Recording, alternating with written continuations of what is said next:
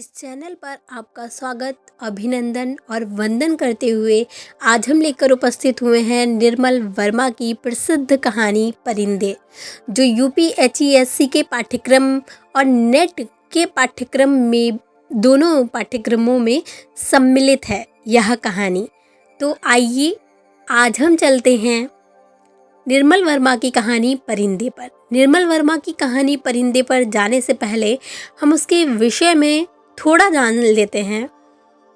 निर्मल वर्मा को प्रायः स्मृति का कहानीकार माना गया है। 1956 में परिंदे कहानी का प्रकाशन होता है और इसी नाम से उनका कहानी संग्रह भी है।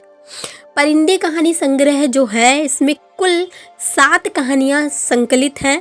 पहली कहानी है अंधेरे में, दूसरी कहानी है तीसरा गवाह, तीसरी कहानी है डायरी का खेल और चौथी कहानी है माया का मर्म, पांचवी कहानी है पिक्चर पोस्टकार्ड और छठी कहानी है सितंबर की एक शाम और इस संग्रह की अंतिम कहानी है परिंदे। तो आइए आज हम चलते हैं परिंदे कहानी पर। परिंदे कहानी पढ़ने से पहले, चूँकि हम परीक्षा की दृष्टि से पढ़ रहे हैं, तो हम इसके पात्र ज़रूर देख लेते हैं। पहला पात्र है लतिका। इस कहानी की नायिका या केंद्र बिंदु यही है। दूसरा पात्र है सुधा। हॉस्टल में शायद वह सबसे अधिक लोकप्रिय लड़की है। जूली एक पात्र है, हॉस्टल की लड़की है जिसका प्रेम पत्र लतिका के हाथ लग गया है। करीमुद्दीन होटल का नौकर और मिलिट्री में अर्दाली रह चुका था।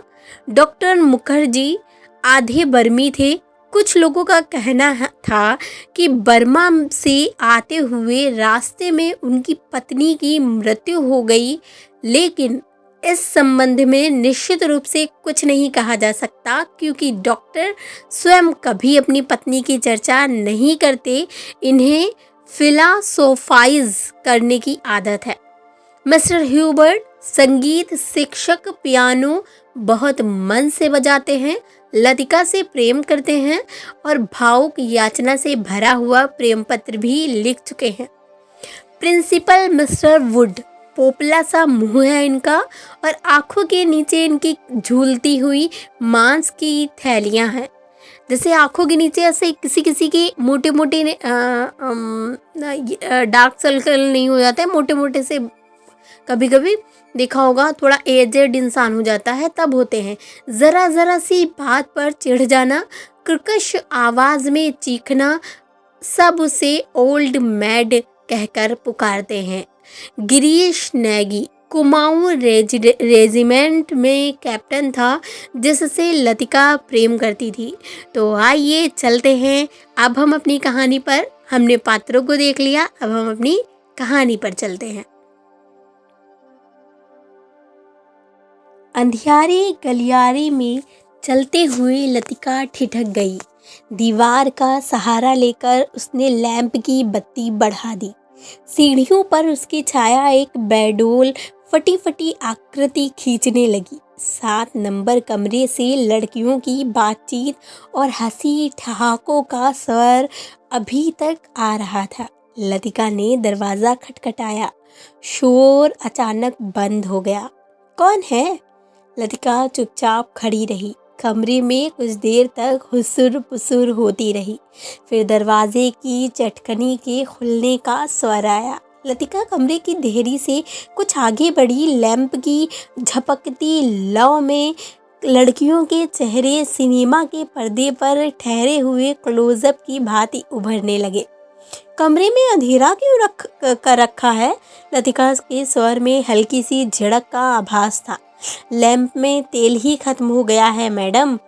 यह सुधा का कमरा था, इसलिए उसे ही उत्तर देना पड़ा। हॉस्टल में शायद वह सबसे अधिक लोकप्रिय थी क्योंकि सदा छुट्टी के समय या रात के डिनर के बाद आसपास के कमरों में रहने वाली लड़कियों का जमघट उसी के कमरे में लग जाता था।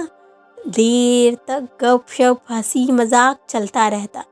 तेल के लिए करीमुद्दीन से क्यों नहीं कहा, कितनी बार कहा मैडम, लेकिन उसे याद रहे तब तो। कमरे में हंसी की फुहार एक कोने में से दूसरे कोने तक फैल गई।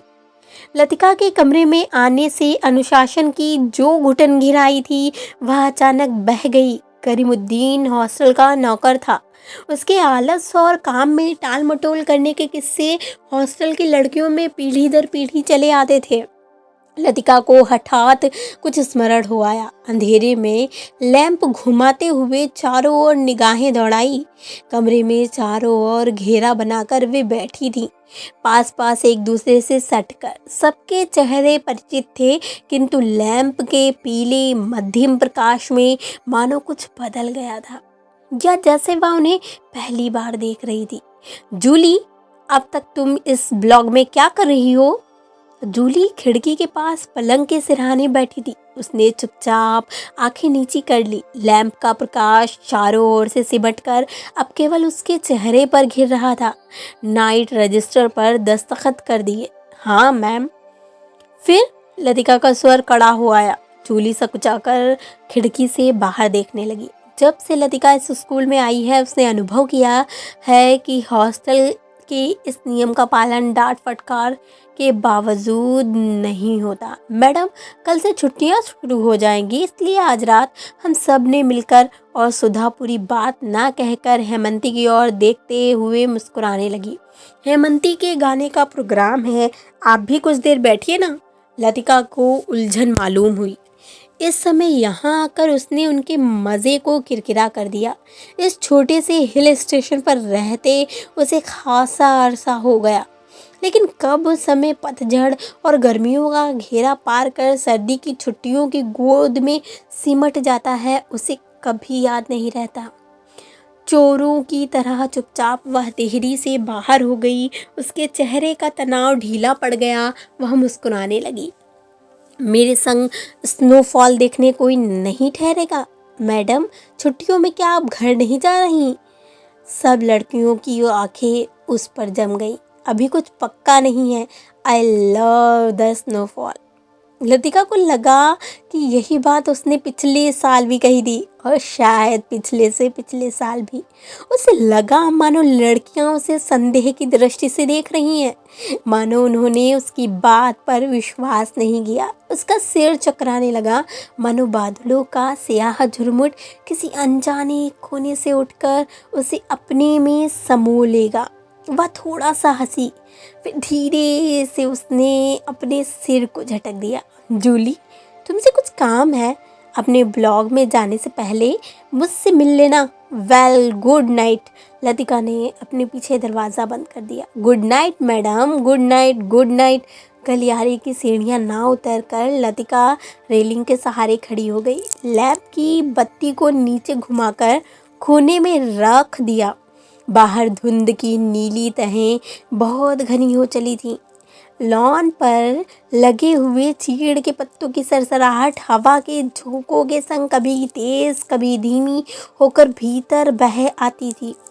हवा में सर्दी का आभास पाकर लतिका के दिमाग में कल से शुरू होने वाली छुट्टियों का ध्यान भटक आया था। उसने आंखें मूंद ली। उसे लगा कि जैसे उसकी टांगें बांस की लकड़ियों की तरह उसके शरीर से बंधी हैं, जिनकी गांठें धीरे धीरे खुलती जा रही हैं। सिर की चकराहट अभी मिटी नहीं थी, मगर अब जैसे वह भीतर ना होकर बाहर फैली हुई धुंध का हिस्सा बन गई थी। सीढ़ियों पर बातचीत का स्वर सुनकर लतिका जैसे सोते से जगी। शॉल को कंधों पर समेटा और लैंप उठा लिया। डॉक्टर मुखर्जी मिस्टर हिबर्ट के संग एक अंग्रेजी धुन गुनगुनाते हुए ऊपर आ रहे थे। सीढ़ियों पर अंधेरा था और हिबर्ट को बार बार अपनी छड़ी से रास्ता टटोलना पड़ता था। लतिका ने 2-4 सीढ़ियां उतरकर लैंप को नीचे झुका दिया। Good evening doctor. Good evening mister Hubert. Thank you miss Latika. Hubert के स्वर में कृतज्ञता का भाव था। सीढ़ियां चढ़ने से उनकी सांस तेज हो रही थी और वह दीवार से लगे हुए हाफ रहे थे। लैंप की रोशनी में उनके चेहरे पर का पीलापन कुछ तांबे के रंग के जैसा हो गया था। यहाँ अकेली क्या कर रही हो मिस लतिका? डॉक्टर ने होंठों के भीतर से सीटी बजाई, चेकिंग करके लौट रही थी।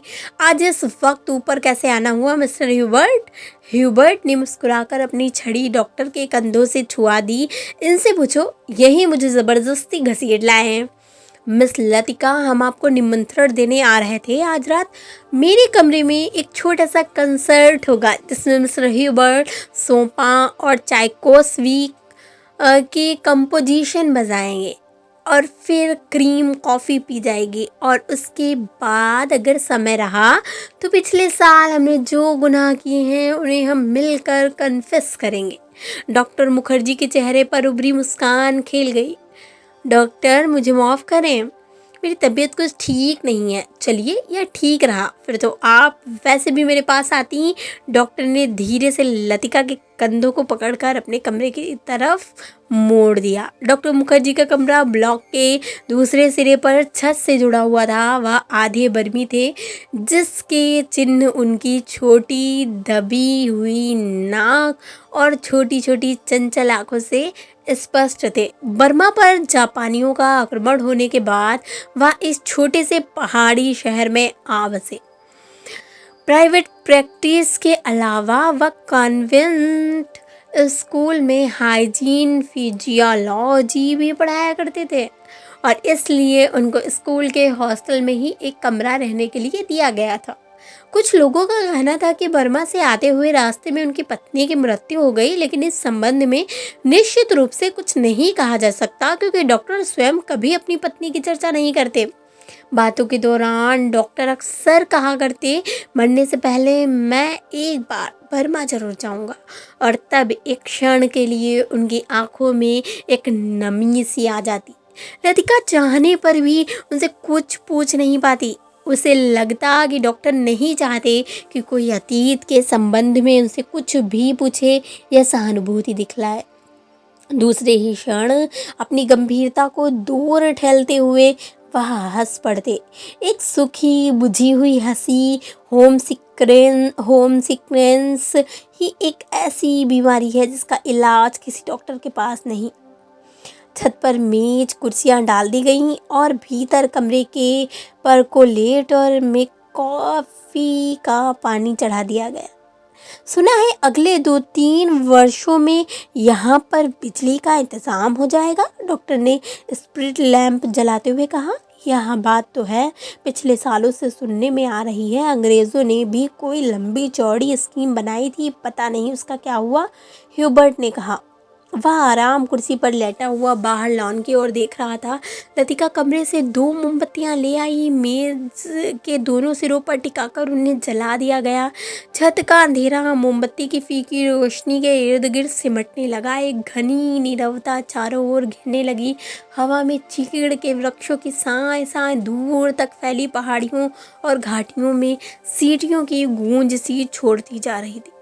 इस बार शायद बर्फ जल्दी गिरेगी। अभी से हवा में एक सर्द खुश्की सी महसूस होने लगी है। डॉक्टर का सिगार अंधेरे में लाल बिंदी सा चमक रहा था। पता नहीं मिस्टर वुड को स्पेशल सर्विस का गोरखधंधा क्यों पसंद आता है। छुट्टियों में घर जाने से पहले क्या यह ज़रूरी है कि लड़कियां फादर एलमंड का समन सुने? ह्यूबर्ट ने कहा। पिछले 5 सालों से मैं सुनता आ रहा हूँ, फादर एलमंड का सरमन में कहीं हेरफेर नहीं होता। डॉक्टर को फादर एलमंड एक आँख नहीं सुहाते थे। लतिका कुर्सी पर आगे झुककर प्यालों में कॉफ़ी उंडेलने लगी। हर साल स्कूल बंद होने के दिन यही प्रोग्राम होता है, चैपल में स्पेशल सर्विस और उसके बाद दिन में पिकनिक। लतिका को पहला साल याद आया जब डॉक्टर के संग पिकनिक के बाद वह क्लब गई। डॉक्टर बार में बैठे थे। बाल रूम कुमाऊं रेजिमेंट अफसरों से भरा हुआ था। कुछ देर तक बिलियर्ड का खेल देखने के बाद जब वह वापस बार की ओर आ रहे थे तब उन्होंने दाई और क्लब की लाइब्रेरी में देखा, मगर उसी समय डॉक्टर मुखर्जी पीछे से आ गए। मिस लतिका, यह मिस गिरीश नेगी हैं। बिलियर्ड रूम से आते हुए हंसी ठहाकों के बीच वह कुछ ठहर गया था। वह किसी किताब के बीच में उंगली रखकर लाइब्रेरी की खिड़की से बाहर देख रहा था। हेलो डॉक्टर, वह पीछे मुड़ा। तब उस क्षण उस क्षण ना जाने क्यों लतिका का हाथ कांप गया और कॉफ़ी की गर्म बूंदें उसकी साड़ी पर छलक आईं। अंधेरे में किसी ने नहीं देखा कि लतिका के चेहरे पर एक उनीदा रीतापन घेर आया है। हवा के झोंकों से मोमबत्तियों की लौ फड़क फड़कने लगी है। छत से भी ऊंची काठगोदाम जाने वाली सड़क पर यूपी रोडवेज की आखिरी बस डॉक लेकर जा रही थी। बस की हेडलाइट्स के आसपास फैली हुई साड़ियों झाड़ियों की छायाएं घर की दीवार पर सरकती हुई गायब होने लगी। मिस लतिका, आप इस साल भी छुट्टियों में यहीं रहेंगी? डॉक्टर ने पूछा। डॉक्टर का सवाल हवा में टंगा रहा। उसी क्षण पियानो पर सोपा का नोक्टर्न ह्यूबर्ट की उंगलियों के नीचे से फिसलता हुआ धीरे धीरे छत के अंधेरे में घुलने लगा, मानो जल पर कोमल स्वप्निल उर्मियां भंवरों का झिलमिलाता जाल बुनती हुई दूर दूर किनारों तक फैलती जा रही हो। लतिका को लगा कि जैसे कहीं बहुत दूर बर्फ की चोटियों से परिंदों के झुंड नीचे अनजान देशों की ओर उड़े जा रहे हैं। इन दिनों अक्सर उसने अपने कमरे की खिड़कियों से उन्हें देखा है। धागे में बंधे चमकीले लट्टुओं की तरह वे एक लंबी टेढ़ी मेढ़ी कतारों में उड़े जाते हैं, पहाड़ों की सुनसान नीरवता से परे उन विचित्र शहरों की ओर जहां शायद वह कभी नहीं जाएगी। लतिका आर्म चेयर पर ऊँघने लगी। डॉक्टर मुखर्जी का सिगार अंधेरे में चुपचाप जल रहा था। डॉक्टर को आश्चर्य हुआ कि लतिका न जाने क्या सोच रही है, और लतिका सोच रही थी क्या वह बूढ़ी होती जा रही है। उसके सामने स्कूल की प्रिंसिपल मिस वुड का चेहरा घूम गया। पोपला मुंह, आंखों के नीचे झूलती हुई मांस की थैलियाँ, ज़रा ज़रा सी बात पर चिढ़ जाना, कर्कश आवाज़ में चिल्लाना, सब उसे ओल्ड मैट कहकर पुकारते हैं। कुछ वर्षों बाद वह हूबहू वैसी ही बन जाएगी। लतिका के समूचे शरीर में झुरझुरी सी दौड़ गई, मानो अनजाने में उसने किसी गलीज वस्तु को छू लिया हो। उसे याद आया कुछ महीने पहले अचानक उसे ह्यूबर्ट का प्रेम पत्र मिला था, भावुक याचना से भरा हुआ पत्र जिसमें उसने ना जाने क्या कुछ लिखा था जो कभी उसकी समझ में नहीं आया। उसे ह्यूबर्ट की इस बचकाना हरकत पर हंसी आई थी, किंतु भीतर ही भीतर प्रसन्नता भी हुई थी। उसकी उम्र अभी बीती नहीं है, अब भी वह दूसरों को अपनी ओर आकर्षित कर सकती है। ह्यूबर्ट का पत्र पढ़कर उसे क्रोध नहीं आया, आई थी केवल ममता। वह चाहती तो उसकी गलत फहमी को दूर करने में देर न लगाती, किंतु कोई शक्ति उसे रोके रहती है। उसके कारण अपने पर विश्वास रहता है। अपने सुख का भ्रम मानो ह्यूबर्ट की गलतफहमी से जुड़ा है। ह्यूबर्ट ही क्यों, वह क्या किसी को भी चाह सकेगी उस अनुभूति के संग जो अब नहीं रही, जो छाया सी उस पर मंडराती रहती है, ना स्वयं मिटती है, ना उसे मुक्ति दे पाती है। उसे लगा जैसे बादलों का झुरमुट फिर उसके मस्तिष्क पर धीरे धीरे छाने लगा है। उसकी टांगें फिर निर्जीव शिथिल सी हो गई हैं और झटके से उठ खड़ी हुई। डॉक्टर, माफ़ करना, मुझे बहुत थकान सी लग रही है। बिना वाक्य पूरा किए ही वह चली गई। कुछ देर तक टेरेस पर निस्तब्धता छाई रही। मोमबत्तियां बुझने लगी थीं। डॉक्टर मुखर्जी ने सिगार का नया कश लिया। सब लड़कियां एक जैसी होती हैं, बेवकूफ़ और सेंटिमेंटल।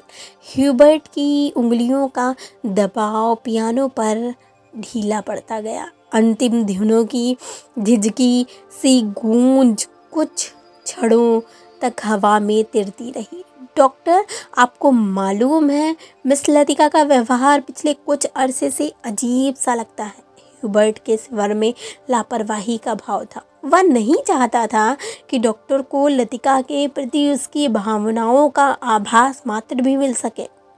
जिस कोमल अनुभूति को वह इतने समय से संजोता आया है, ह्यूबर्ट उसे हंसी के एक ही ठहाके में उपहासास्पद बना देगा। क्या तुम नियति में विश्वास करते हो ह्यूबर्ट?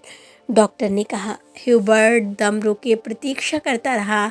वह जानता था कि कोई भी बात कहने से पहले डॉक्टर को फिलोसोफाइज करने की आदत थी।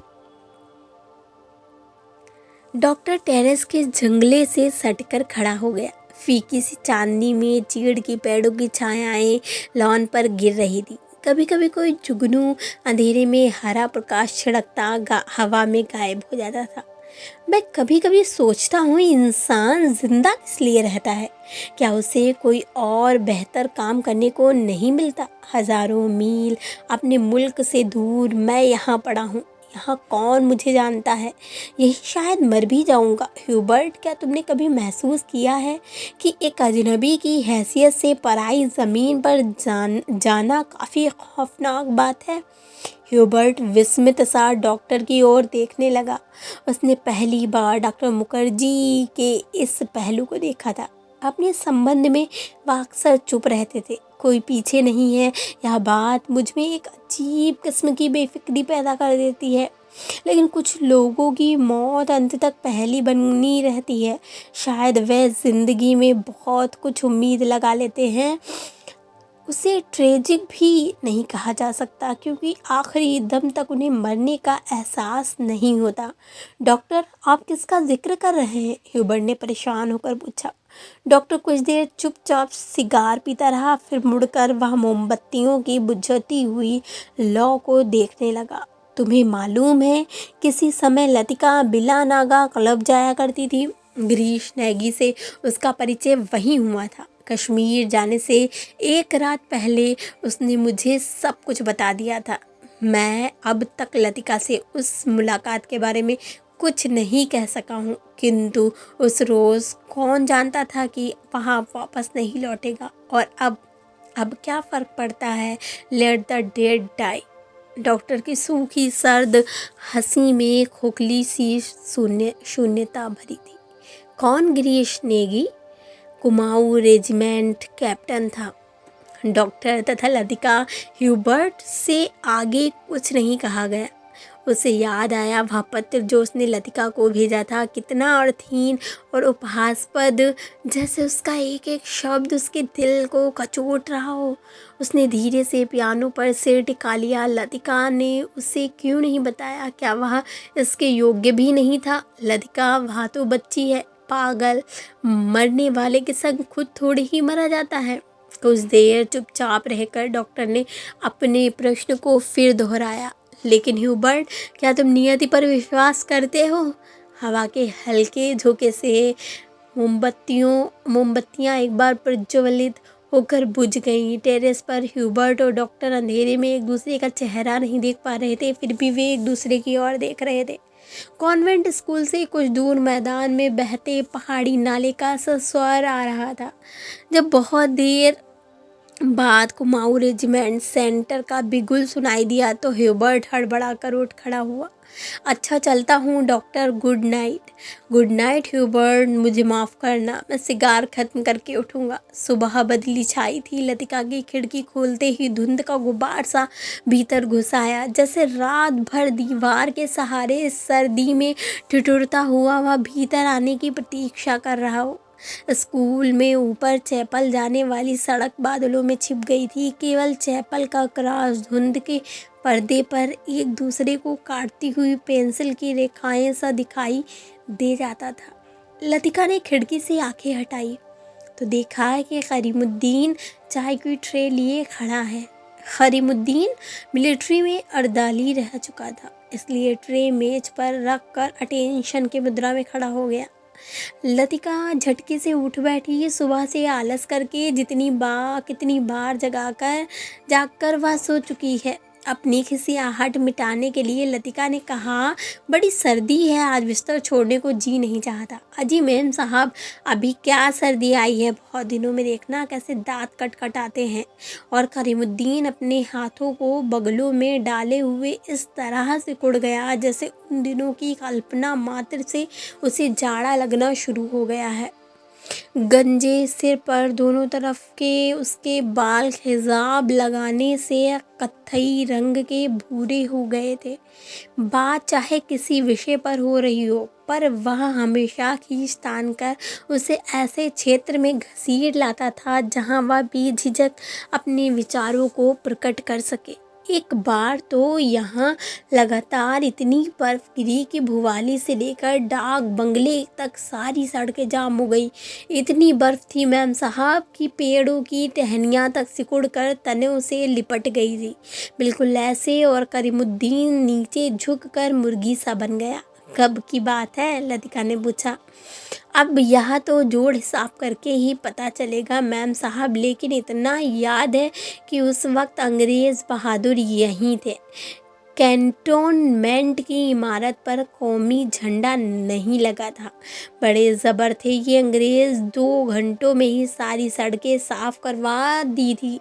उन दिनों एक सीटी बजाते ही 50 घोड़े वाले जमा हो जाते थे। अब तो सारे शेड खाली पड़े हैं। वे लोग अपनी खिदमत भी करवाना जानते थे। अब उजाड़ हो गया हूँ। करीमुद्दीन उदास भाव से बाहर देखने लगा। आज यह पहली बार नहीं है जब लतिका करीमुद्दीन से उन दिनों की बातें सुन रही है, जब अंग्रेज़ बहादुर ने इस स्थान को स्वर्ग बना रखा था। आप छुट्टियों में इस साल भी यहीं रहेंगी मैम साहब? दिखता तो कुछ ऐसा ही है करीमुद्दीन। तुम्हें फिर तंग होना पड़ेगा। क्या कहती हैं मैम साहब? आपके रहने से हमारा भी मन लग जाता है, वरना छुट्टियों में तो यहाँ कुत्ते लौटते हैं। तुम ज़रा मिस्त्री से कह देना कि इस कमरे की छत की मरम्मत कर जाए। पिछले साल बर्फ़ या पानी दरारों से टपकता रहता था। लतिका को याद आया कि पिछली सर्दियों में जब कभी बर्फ़ गिरती थी तो उसे पानी से बचने के लिए रात भर कमरे के कोने में सिमट कर सोना पड़ता था। करीमुद्दीन चाय की ट्रे उठाता हुआ बोला, बर्ट साहब तो कल ही चले जाएंगे। कल रात उनकी तबीयत फिर ख़राब हो गई। आधी रात के वक्त मुझे जगाने आए थे, कहते थे छाती में तकलीफ़ है। उन्हें यह मौसम नहीं रास आता।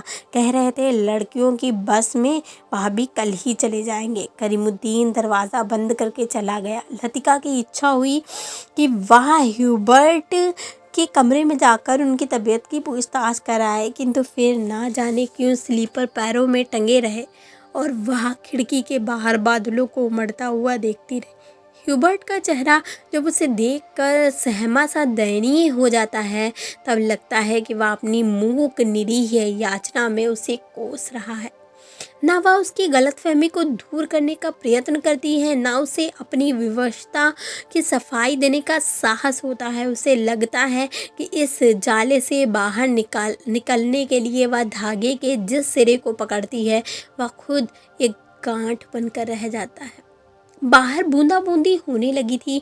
कमरे की टिन की छत खटखट बोलने लगी। लतिका पलंग से उठ खड़ी हुई। बिस्तर को वहाँ तह कर बिछाया, फिर पेड़ों में स्लीपर को घसीटते हुए वहाँ अब बड़े आईने तक आई। उसके सामने स्टूल पर बैठकर बालों को खोलने लगी, किंतु कुछ देर तक कंघी बालों में उलझी रही। वह गुमसुम हो शीशे में अपना चेहरा तकती रही। करीमुद्दीन को यह कहना याद ही नहीं रहा कि धीरे धीरे आग जलाने की लकड़ियाँ जमा कर ले। इन दिनों सस्ते दामों पर सूखी लकड़ियाँ मिल जाती हैं। पिछले साल तो कमरा धुएं से भर जाता था, जिसके कारण कपकपाते जाड़े में भी उसे खिड़की खोलकर ही सोना पड़ता था। आईने में लतिका ने अपना चेहरा देखा। वह मुस्कुरा रही थी। पिछले साल अपने कमरे की सीलन और ठंड से बचने के लिए कभी कभी वह मिस वुड के खाली कमरे में चोरी चुपके सोने चली जाया करती थी। मिस वुड का कमरा बिना आग के भी गर्म रहता था। उनके गदोले सोफे पर लेटते ही आँख लग जाती थी। कमरा छुट्टियों में खाली पड़ा रहता है, किंतु मिस वुड से इतना नहीं होता कि 2 महीने के लिए उसके हवाले कर जाएं। हर साल कमरे में ताला ठोक जाती हैं। वह तो पिछले साल गुसलखाने में भीतर की सांकल देना भूल गई थी, जिसे लतिका चोर दरवाजे के रूप में इस्तेमाल करती थी। पहले साल अकेले में उसे बड़ा डर सा लगा था। छुट्टियों में सारे स्कूल और हॉस्टल के कमरे साए साए करने लगते हैं। डर के मारे उसे जब कभी नींद नहीं आती थी, तब वह करीमुद्दीन को रात में देर तक बातों में उलझाए रखती। बातों में जब वह खोई सी सो जाती, तब करीमुद्दीन लैंप बुझाकर चला जाता। कभी कभी बीमारी का बहाना करके वह डॉक्टर को बुलवा भेजती थी और बाद में बहुत जिद करके दूसरे कमरे में उनका बिस्तर लगवा देती। लतिका ने कंधे से बालों का गुच्छा निकाला और उसे बाहर फेंकने के लिए वह खिड़की के पास आ खड़ी हुई। बाहर छत की ढलान से बारिश के जल की मोटी सी धार बराबर लॉन पर गिर रही थी। मेघाच्छन्न आकाश में सरकते हुए बादलों के पीछे पहाड़ियों के झुंड कभी उभर आते थे, कभी छिप जाते थे, मानो चलती ट्रेन से कोई उन्हें देख रहा हो। लतिका ने खिड़की से सिर बाहर निकाल लिया। हवा के झोंके से उसकी आंखें झप गईं। उसे जितने काम याद आते हैं उतना ही आलस घना होता जाता है। बस की सीटें रिजर्व करवाने के लिए चपरासी को रुपए देने हैं। जो सामान हॉस्टल की लड़कियां पीछे छोड़े जा रही हैं उन्हें गोदाम में रखवाना होगा। कभी कभी तो छोटी क्लास की लड़कियों के साथ पैकिंग करवाने के काम में भी उसे हाथ बटाना पड़ता था। वह इन कामों से ऊबती नहीं, धीरे धीरे सब निपटते जाते हैं। कोई गलती इधर उधर रह जाती है जो बाद में सुधर जाती है। हर काम में किचकिच रहती है, परेशानी और दिक्कत होती है, किंतु देर सबेर इससे छुटकारा मिल ही जाता है। किंतु जब लड़कियों की आखिरी बस चली जाती है तब मन उचाट सा हो जाता है। खाली कॉरिडोर में घूमते हुए वह कभी इस कमरे में जाती, कभी उसमें। वह नहीं जान पाती कि अपने से क्या करे। दिल कहीं भी नहीं टिक पाता, हमेशा भटका भटका सा रहता। इस सब के बावजूद सब कोई सहज भाव से पूछ बैठता, मिस लतिका, छुट्टियों में आप घर नहीं जा रही? तब वह क्या कहे? Ding dong ding. Special service के लिए स्कूल चैपल के घंटे बजने लगे थे। लतिका ने अपना सिर खिड़की के भीतर कर लिया। उसने झटपट साड़ी उतारी, पेटीकोट में ही कंधे पर तौलिया डाल गुस्लखाने में घुस गई। Left right left, left right left. Cantonment जाने वाली पक्की सड़क पर 4-4 की पंक्ति में कुमाऊं रेजिमेंट के सिपाहियों की एक टुकड़ी मार्च कर रही थी। फौजी बूटों की भारी और खुरदुरी आवाज़ें स्कूल चैपल के दीवारों से टकराकर भीतर प्रेयर हॉल में गूंज रही थी। ब्लेस्ड और the meek father almond, blessed और द मीक फादर एलमंड एक एक शब्द चबाते हुए खखारते स्वर में सरमन ऑफ द माउंट पढ़ रहे थे। ईसा मसीह की मूर्ति के नीचे कैंडलब्रियम के दोनों ओर मोमबत्तियां जल रही थीं, जिनका प्रकाश आगे बैठी हुई लड़कियों पर पड़ रहा था। पिछली लाइनों के बेंचें अंधेरे में डूबी हुई थीं, जहां लड़कियां प्रार्थना की मुद्रा में बैठी हुई सिर झुकाए एक दूसरे से घुसुर पुसुर कर रही थी। मिस वुड स्कूल सीजन के सफलतापूर्वक समाप्त हो जाने पर विद्यार्थियों और स्टाफ सदस्यों को बधाई का भाषण दे चुकी थी और अब फादर के पीछे बैठी हुई अपने में ही कुछ बुदबुदा रही थी, मानो धीरे धीरे फादर को प्रॉम्प्ट कर रही हो। आमीन। फादर एलमंड ने बाइबल मेज पर रख दी और प्रेयर बुक उठा ली। हॉल की खामोशी क्षण भर के लिए टूट गई। लड़कियों ने खड़े होते हुए जानबूझकर बेंचों को पीछे धकेला। बेंचें फर्श पर रगड़कर खाकर सीटी बजाती हुई पीछे खिसक गईं। हॉल के कोने से हंसी फूट पड़ी। मिस वुड का चेहरा तन गया, माथे पर भ्रुकुटियां चढ़ गईं। फिर अचानक निस्तब्धता छा गई। हॉल के उस घुटे हुए धुंधलके में फादर का तीखा फटा हुआ स्वर सुनाई देने लगा। Jesus said, I am the light of the world, he that followeth me shall not walk in darkness, but shall have the light of the light. Doctor Mukherjee ने ऊब और अकुलाहट से भरी जमुआई ली। कब यह किस्सा खत्म होगा? उसने इतने ऊंचे स्वर में लतिका से पूछा कि वह सकुचाकर दूसरी ओर देखने लगी। स्पेशल सर्विस के समय डॉक्टर मुखर्जी के होठों पर व्यंग्यात्मक मुस्कान खिलती रहती और वह धीरे धीरे अपनी मूंछों को खींचता रहा। फादर एलमंड की वेशभूषा देखकर लतिका के दिल में गुदगुदी सी दौड़ गई। जब वह छोटी थी तो अक्सर यह बात सोचकर विस्मित हुआ करती थी कि क्या पादरी लोग सफ़ेद चोगे के नीचे कुछ नहीं पहनते।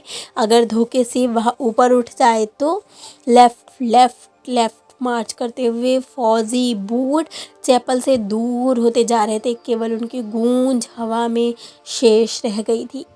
हिक नंबर 117, फादर ने प्रार्थना पुस्तक खोलते हुए कहा। हॉल में प्रत्येक लड़की ने डेस्क पर रखी हुई हिम बुक खोल ली। पन्नों के उलटने की खड़खड़ाहट फिसलती एक सिरे से दूसरे सिरे तक फैल गई। आगे की बेंच से उठकर ह्यूबर्ट पियानो के सामने स्टूल पर बैठ गया। संगीत शिक्षक होने के कारण हर साल स्पेशल सर्विस के अवसर पर उसे कायर के संग पियानो बजाना पड़ता था। रॉबर्ट ने अपने रुमाल से नाक साफ की। अपनी घबराहट छिपाने के लिए ह्यूबर्ट हमेशा ऐसा ही करता था। कनखियों से हॉल की ओर देखते हुए उसने कांपते हाथों से हिम बुक खोली। Lead kindly light. पियानो के सुर दबे झिझकते से मिलने लगे। घने बालों से ढकी ह्यूबर्ट की लंबी पीली उंगलियां खुलने सिमटने लगीं। कायर में गाने वाली लड़कियों के स्वर एक दूसरे से गुथकर कोमल स्निग्ध लहरों में बिन गए। लतिका को लगा उसका जोड़ा ढीला पड़ गया है, मानो गर्दन के नीचे झूल रहा है। मिस वुड की आग बचाकर लतिका ने चुपचाप बालों में लगे क्लिपों को कस कर खींच दिया। बड़ा झक्की आदमी है। सुबह मैंने ह्यूबर्ट को यहाँ आने से मना किया था, फिर भी चला आया, डॉक्टर ने कहा। लतिका को करीमुद्दीन की बात याद हो गई। रात भर ह्यूबर्ट को खांसी का दौरा पड़ा था, कल जाने के लिए कह रहे थे। लतिका ने सिर टेढ़ा करके ह्यूबर्ट के चेहरे की एक झलक पाने की विफल चेष्टा की। इतने पीछे से कुछ भी देख पाना असंभव था। पियानो पर झुका हुआ केवल ह्यूबर्ट का सिर दिखाई देता था। Lead kindly light. संगीत के सुर मानो एक ऊंची पहाड़ी पर चढ़कर हाफती हुई सांसों को आकाश की अगाध शून्यता में बिखेरते हुए नीचे उतर रहे हैं। बारिश की मुलायम धूप चैपल के लंबे चौकोर शीशों पर झलमला रही है, जिसकी एक महीन चमकीली रेखा ईसा मसीह की प्रतिमा पर तिरछी होकर गिर रही है। मोमबत्तियों का धुआं धूप में नीली सी लकीर खींचता हुआ हवा में तिरने लगा है। पियानो के क्षणिक पोज में लतिका को पत्तों का मरमर कहीं दूर अनजानी दिशा से आता हुआ सुनाई दे जाता है।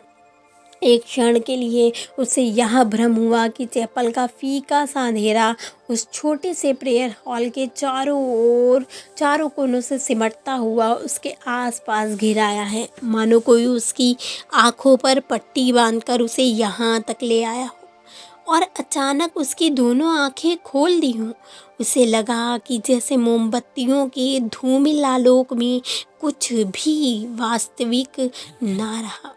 चैपल की छत, दीवारें, डेस्क पर रखा हुआ डॉक्टर का सुघड़ सुडौल हाथ और पियानो के सुर अतीत की धुंध को भेदते हुए स्वयं उस धुंध का भाग बनते जा रहे हों। एक पगली सी स्मृति, एक उद्भ्रांत भावना। चैपल के शीशों के परे पहाड़ी सूखी हवा में झुकी हुई विपिंग विलोज की कांपती टहनियाँ, पैरों तले चीड़ के पत्तों की धीमी सी चिर परिचित खड़खड़। वहीं पर ग्रीश एक हाथ में मिलिट्री का खाकी हैट लिए खड़ा है। चौड़े उठे हुए सबल कंधे। अपना सिर वहाँ टिका दो तो जैसे सिमट कर खो जाएगा। चार्ल्स पोयर, यह नाम उसने रखा था। वह झेप कर हंसने लगता। तुम्हें आर्मी में किसने चुन लिया? मेजर बन गए हो, लेकिन लड़कियों से भी गए बीते हो। ज़रा सी बात पर चेहरा लाल हो जाता है। यह सब वह कहती नहीं, सिर्फ सोचती भर थी। सोचा था कहूँगी, वह कभी कभी नहीं आया। बुर्रून्स का लाल फूल लाए हो ना?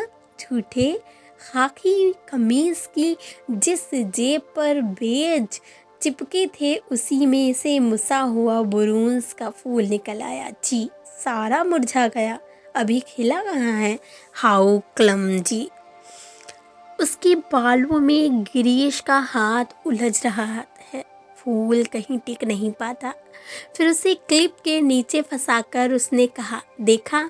वह मुड़ी और इसमें पहले कि वह कुछ कह पाती, गिरीश ने अपना मिलिट्री का हैट धप से उसके सिर पर रख दिया। वह मंत्र मुग्ध सी वैसे ही खड़ी रही। उसके सिर पर गिरीश का हैट है, माथे पर छोटी सी बिंदी है, बिंदी पर उड़ते हुए बाल हैं। गिरीश ने उस बिंदी को अपने होठों से छुआ है। उसने उसके नंगे सिर को अपने दोनों हाथों में समेट लिया है। लतिका, गिरीश ने चिढ़ाते हुए कहा, मैन ईटर ऑफ कुमाऊं। उसका यह नाम गिरीश ने उसे चिढ़ाने के लिए रखा था। वह हंसने लगी। लतिका सुनो, गिरीश का स्वर कैसा हो गया था। ना, मैं कुछ भी नहीं सुन रही। लतिका, मैं कुछ महीनों में वापस लौट आऊँगा।